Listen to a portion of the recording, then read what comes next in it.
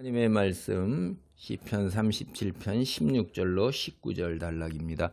이 단락은 의인의 집안은 주님이 보살펴 주신다 하는 그런 주제예요. 16절 보겠습니다. 의인의 적은 소유가 악인의 풍부함보다 낫도다. 이제 이 악인을 갖다가 벌하시는 하나님, 이 의인을 갖다가 인정하시는 것뿐만이 아니라 그를 보살펴 주시는 거예요. 배려해 주시고 보호해 주시고 부족함이나 이런 걸 넉넉하게 채워 주시는 거죠. 그래서 여기에 보면 의인의 적은 소유가 악인의 풍부함보다 낫다. 이렇게 이제 얘기를 하는 거예요. 근데 적은 소유라는 것은 이제 그 원어의 의미를 보면 가난이에요. 가난. 그리고 이 풍부함, 이거는 부예요. 부. 그러니까 가난과 부를 이제 대조시키는 거죠. 사실 세상에서 살아가면서 이렇게 볼 때 의인인데 가난한 경우가 있고, 그 다음에 악인인데 이 부유한 부자가 있는 거예요. 그러니까 세상에 우리가 둘러볼 때 부자들이 이게 물론 이제 의인의 경우도 있지만은 적지 않은 경우에 그들이 이제 악하게 생각되고 악하게 보이는 거죠. 그들의 행동이나 행태가 이제 그렇단 말이에요. 수단 방법을 안 가리고 하나님을 두려워하지 아니하고 그렇게 해서 이 재산을 불리고 왕국을 구축하고 그 다음에 자식에게 물려주고자 하고 실제로 그렇게 물려주고, 근데 그들이 형통하는 것 같고 뭐 재산은 당장 많은 것 같고 사회적 지위 권력 다 차지하면서, 그런 반면에 이제 이 의인은 상당히 가난하고 궁핍한 경우가 적지 않구나라는 걸 우리가 이제 현실 세계에서 볼 때, 이제 이 성경에 이 하나님께 기도를 드리는 이 기자, 이 시인은, 찬송하는 사람은 그렇지 않다는 겁니다. 그러니까 이게 이제 정확하게 더 번역을 제가 조금 더 하면, 의인의 적은 소유가 악인의 많은 재산보다 낫도다. 이런 의미예요, 이게. 그래서 이 공동 번역은 악한 자들의 많은 재산보다도 의인의 가난이 더 낫다. 이렇게 해서 일종의 이게 잠언이죠. 지혜로 가리키는 거예요. 그러니까 재산 많은 거에서 악한 자 그걸 부러워하지 말아라. 그 의미가 없는 것이다. 오히려 내가 가난하고 곤궁하고 궁핍하다 할지라도 내가 더 나은 것이다. 이렇게 하는 거예요. 왜 그래요?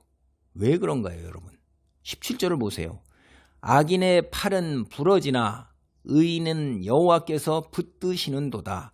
이게 이제 팔이라는 게, 여호와의 팔이 나를 붙드신다 이런 말도 우리가 하잖아요. 그게 강함, 보호, 인도, 힘, 권능 뭐 이런 거를 상징하는 거예요. 악인의 권능이 어디서 나오겠어요? 재산에서 나오잖아요.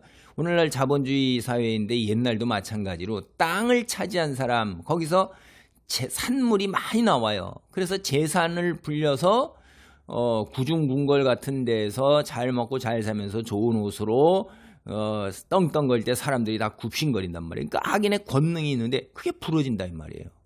부러지는 거예요. 그게 부러지는 건 뭐냐? 악인이 하나님을 두려워하지 않으니까 악인이잖아요. 그들이 수단 방법 가리지 아니하고 모은 재산, 풍부한 재산, 많은 재산, 하나님이 심판하실 때 훅 불어서 다 사라진다 이 말이에요. 근데 둘째, 그 가난한 의인은 가난하잖아요. 그러니까 살기가 궁핍하고 곤경에 처해서 힘들다 이 말이에요. 하나님께 부르짖어야 돼요. 일용할 양식을 주옵소서. 하나님 나의 곤궁을 돌보시옵소서. 입을 것, 그 다음에 그 여러 가지 필요한 것들을 채울 때 하나님께 무릎 꿇고 기도해야 되는데, 그래서 자신의 생존과 의식주 해결을 위해서라도 하나님께 붙들고 기도해야 되는 거예요. 제가 이제 자랄 때 그런 거 많았어요. 새벽 기도 정말 4시에 했는데, 장사하는 사람들 강주리, 소쿠리 뭐 이런 거, 그리고 교회에 그런 사람이 참 많았었어요. 그러면 아침에 와서 그 배고픔을 움켜쥐고서 하나님께 간절하게 기도하고 통성 기도하고, 그리고 이제 새벽에 장사하러 나가는 거예요. 근데 왜 그러겠어요? 장사가 잘 되게 해야지, 그래야지 그날 국숫거리라도 사갖고 오니까 그냥 붙들고 늘어지는 거예요. 여러분 이런 소설 같은 거 이런 거 봐도 그렇잖아요. 그날 벌어 그날 먹는 사람들은 어떤 날은 되기도 하고 어떤 날은 안 돼요. 지게꾼 같은 경우 어떤 날 물건을 갖다고서 이렇게 옮기고, 옛날에 제가 잘할 때 세운상간이 혹은 청계천 시장이나 남대문 시장에서 몸만 가지고 있는 사람이 지게꾼들이에요. 그냥 거기다가 물건 지게나 뭐 이런 데다 옮겨가지고 배달해주고 막 그러니까 차까지 실어다주고 막 이런 걸로 돈 받아서 밥 먹고 사는 사람이 어떤 날은 손님이 있고 어떤 날은 손님이 없다 이 말이에요. 그러니까 하나님께 기도하는 거예요, 이게. 그리고 그래서 가난이 하나님께 부르짖는 믿음의 근간이 기본이 되는 거예요, 그게. 근데 여러분이 아시는 것처럼 우리가 세상 경험으로 다 알아요. 많이 가진 사람이 하나님을 그렇게 의지 잘 하는가요? 부자가 구원받는 게 낙타가 바늘구멍으로 들어가는 것만큼 어렵다. 그러나 하나님께서는 이것도 가능하다. 이렇게 말씀하셨다 이 말이에요.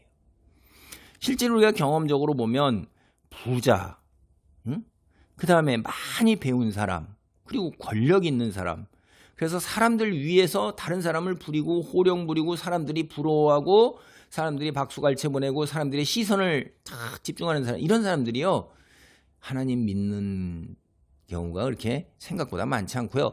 오히려 하나님을 믿지 않는 게 그에 비해서 훨씬 더 경우의 수가 굉장히 많은 거죠. 왜냐하면 가진 게 많으니까 자기 힘으로 다 해결되니까 굳이 하나님을 찾고 뭐 이럴 필요가 없어요. 그럴 경우에 뭐예요? 자기 힘으로 주변 사람들 사면 되는 거예요. 변호사 사고, 뭐 세무사 사고, 회계사 사고, 운전기사 사고, 경호 인력 사고 이러는 거죠. 뭐 그러니까 돈으로 다 해결되는데 우리는 그런 게 없다 이 말이에요. 죄송해요. 우리라고 해서 우리가 아니라 가난한 자와 궁핍한 자, 이런 사람들은 하나님이여 도와주시옵소서, 이 병을 치유하여 주시옵소서, 먹을 것을 주시옵소서, 주님 이 문제가 해결되게 해주시옵소서, 뭐 이렇게 하나님만 의지할 수밖에 없단 말이에요. 그렇죠? 그런데 하나님께서 그들이 의지하는 이 모든 것들을 다 발을 부러뜨리신다 이 말이에요. 그런데 여기에 보면 의인은 여호와께서 붙드셔요. 하나님께서 그들이 의지한 권능이나 능력은 다 소멸시키지만 이 의인도 넘어져요. 왜 안 넘어지겠어요? 우리가 경험적으로 알죠. 실수를 하고 실패하는데 근데 거꾸러지지 않는다 이 말이에요. 팔이 부러지지는 않아요. 왜? 하나님이 붙드시기 때문에 그런 거예요.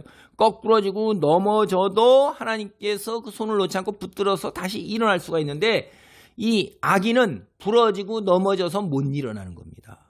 악인들은 여기 보세요. 18절에 보면 여호와께서 온전한 자의 나를 아시나니 그들의 기업은 영원하리로다. 여기서 제가 이제 참 조금 제 개인적으로 어렵게 느끼는 단어가 기업이 뭘까? 기업이 뭘까 하는 게 이제 자꾸 이 성경의 구약에 기업이 나오잖아요.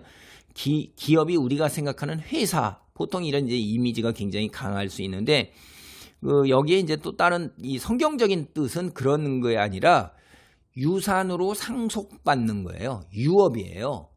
유산으로 상속받는 것에서 유업, 뭐 이런 거 같은 걸로 이제 뜻이 나오니까 우리가 예수 그리스도께서 돌아가심으로 말미암아서 우리가 받은 기업이 뭐죠? 하나님 예수 그리스도께서 우리에게 유산으로 상속으로 넘겨주는 게 천국이에요.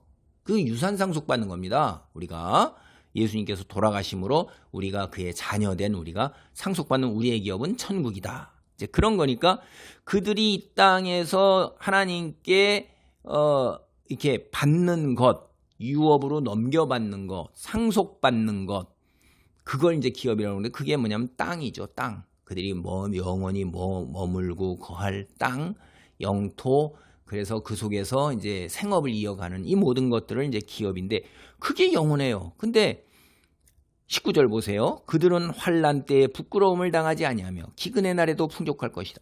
오늘날 세상 살면서도 홍수, 가뭄, 기근, 폭염, 자연재해 속에서 그런데도 풍족하다 이 말이에요.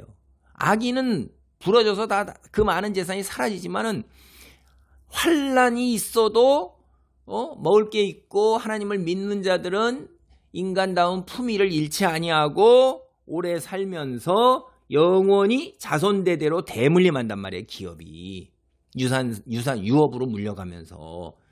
그게 왜냐? 하나님을 믿고 의지하는 우리 믿음, 그게 바로 효력을 발휘하는 겁니다. 어느 때? 기근의 날에, 환난 날에 악인은 그 많은 재산 형통하고 엄청난 것 같은데 휙 불어서 다 사라지는데 적은 것 같은 그 적은 것이 풍족하며 부끄러움을 당하지 아니하고 굶지 않고 또 우리가 인간다운 품위를 잃지 않도록 하나님께서 지켜주신다 하는 겁니다.